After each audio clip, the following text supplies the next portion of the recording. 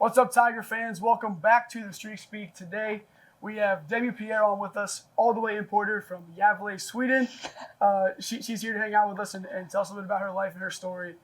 So we're going to jump right in. She's a forward on the soccer team who is right now 7-1? 7-1-1? Yeah, 6. 6-1. Yeah, I think we got 6 last night. Yeah. So they're rolling a little bit. So what is your typical alignment on the team? What do you guys typically go with? And what's your role as a forward on the roster? So I've actually got moving down a spot. Okay. So I'm a midfielder now. I used to be a forward, and I've always been a forward, but they switched me to an attacking mid this season. So it's a bit different. It's a lot different, actually, but I've been trying to adjust, and I mean, we're winning, so I can't complain that much. Absolutely. Yeah, so what initially drew you to Towson? And then what was that connection, and how did you ultimately decide that you wanted to come here? Oh, that's a long story. But so I have a team back home that I play for called Samiken. And what we do, we usually have like Americans that we recruit after they finish college, like trying to go pro basically. Okay. So, and like if they're good enough, they get a contract, whatever. But so we had a girl that knows our coach, and she was trying out for the team, and she was also sent to Sweden to like recruit for my coach. And I was just finishing high school, and I knew I wanted to play soccer, like continue playing soccer, but I also needed my education, so I thought it would be a good fit. And she recommended me to our coach, and our coach flew out and watched me play, and then that's how I got here. Yeah, so when you're growing up in Sweden, what were your original professional goals, I guess? And have they since changed once you've come to America? Like, what did you want to grow up and be?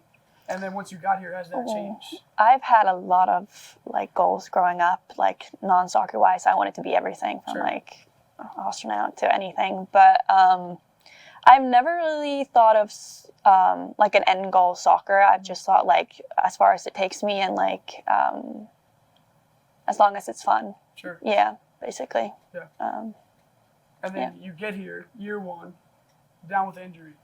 Walk me through that process of what that looked like, the recovery, both physically and mentally, and what that experience was, obviously so far away from home. I think it was like my third game freshman year. I went down first half, tore my ACL, and then like 10 minutes later, my friend or my teammate, Phoebe, went down too, to tore her ACL. Same game, 10 minutes apart, and obviously like being so far away from home and still trying to settle in and everything, it was really tough. But I also knew like the help that you get here from like Josh at a time, and like Carl now, and like Aaron and all the people, like you can't compare that to home. So it was like I knew I was going to stay, and I also didn't want to be like come here for a week, get injured, go back. Did you have any regret where you went, maybe this wasn't the best decision? Or were you bought in the whole time? Do you mean staying after I mean, obviously it was tough, like seeing all your teammates travel, because obviously we weren't traveling because of injury. So that was tough, not being a part of that and missing out on those things. But no, I didn't really regret it. But then COVID happened like 4 months later, so I got sent home for a long time anyway. Okay, and then you were home for COVID the whole time? So that was actually pretty scary. It was it spring break, right? Spring break, right? So everybody got sent home, and we all thought we were coming back. So I wasn't going home for spring break because it's only a week and it takes too much time.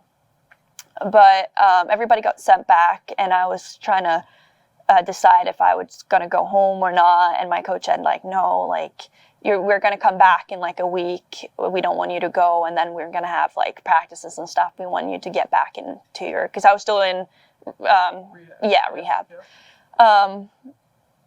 But then like everything started to shut down, like me walking uptown, I saw deers running, and it was just scary. So my mom flew over, and she got on the last flight out from Sweden to America, and then we got on the last flight from, like, every single flight was, like, canceled, and then just ours, for some reason. We were, like, alone on it. So I almost got stuck, and then 8 months later, I had, like, a break of, like, 7 months. So I'm glad I went home. And then did you play any soccer when you were home in that time off? Because you guys didn't play that fall. No. Right. Yeah, I played. So I got back and I started practicing like a week into it. And then I got cleared in Sweden. So I started playing games like June maybe.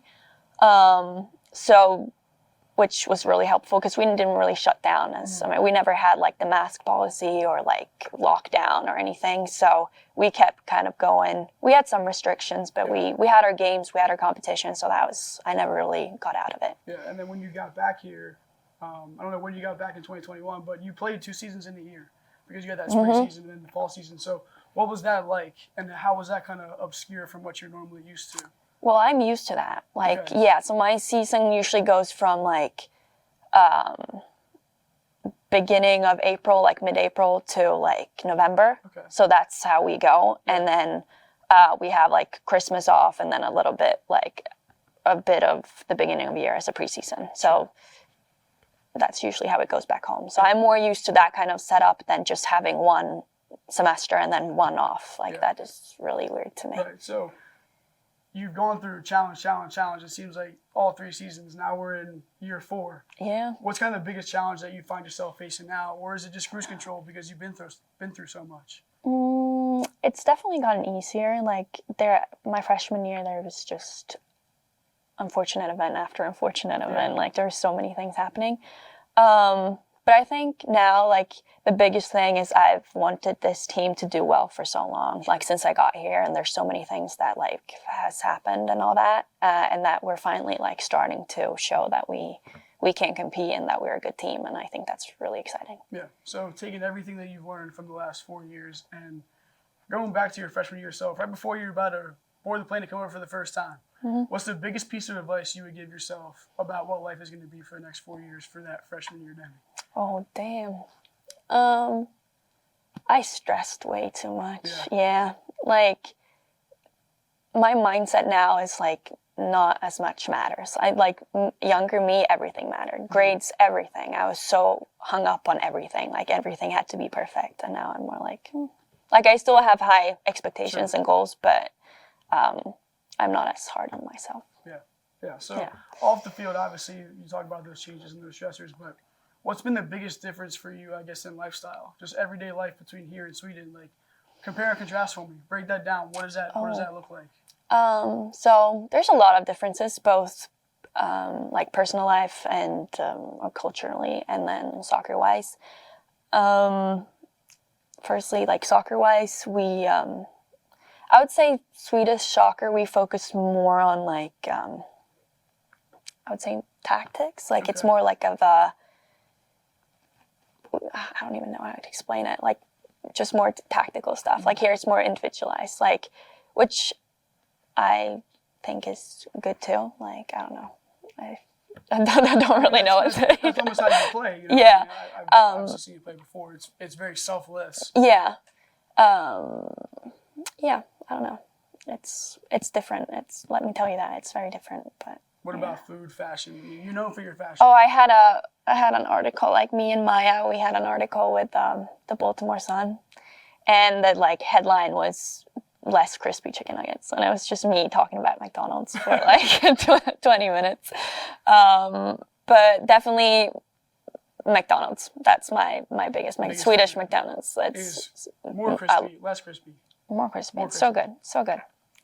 And then, yeah, I would say Swedes are a bit more, portion sizes are a bit smaller. Okay. And like, just, I don't know. You guys practice Fika. Is that what it's called? Fika. Swedish Fika. Yeah. Break that down. What is that?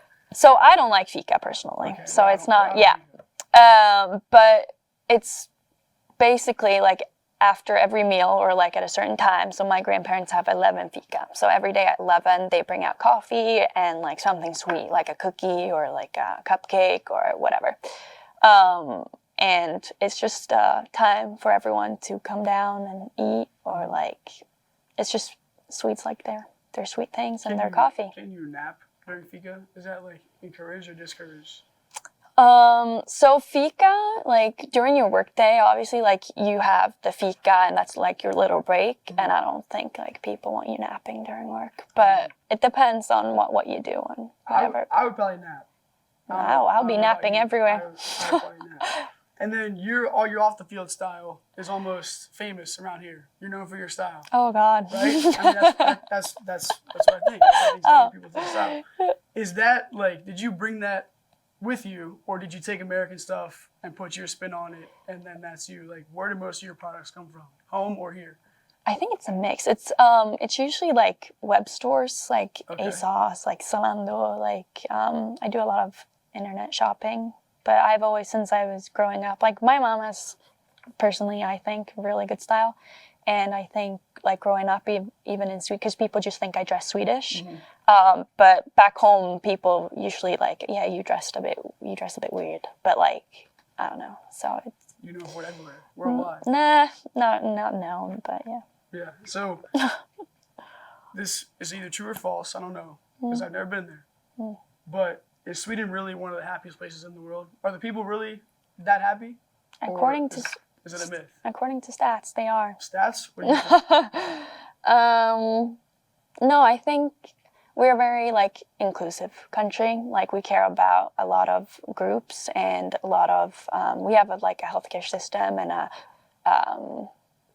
just a safety net overall with our welfare system that includes a lot of people that I think that just increases the general happiness because you don't have to think about all the like getting into poverty and stuff like that. Sure. So And how often does your family watch you play? I don't know what time it is here versus there when you are playing.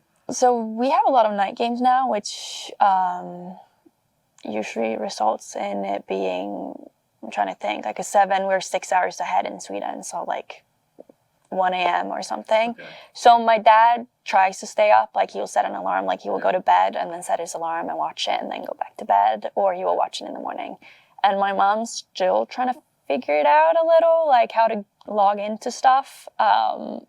She's not as technical as my father. Okay. But she does, like she watched my game yesterday. Sure. Yeah, Sure. she just likes to watch. I mean, any way you can, that's dedication. Mm-hmm. That's dedication. So last question, speaking of dedication, we're going to go through this with everybody like I've kind of explained before. But what have you done today to make Towson Athletics a better place than it was yesterday? Oh, God. I think I don't know much about Towson history, but I think in a very long time I'm the first Swede that walked into this campus. Nice. Yeah. Nice. Yeah. So that's pretty impressive. A Swedish import. Mm-hmm. Awesome. We have thank you some for more. joining us. Really appreciate it as always. Thank you for having me. Everybody out there, thanks for tuning in again. We look forward to seeing you next week with somebody. See you soon.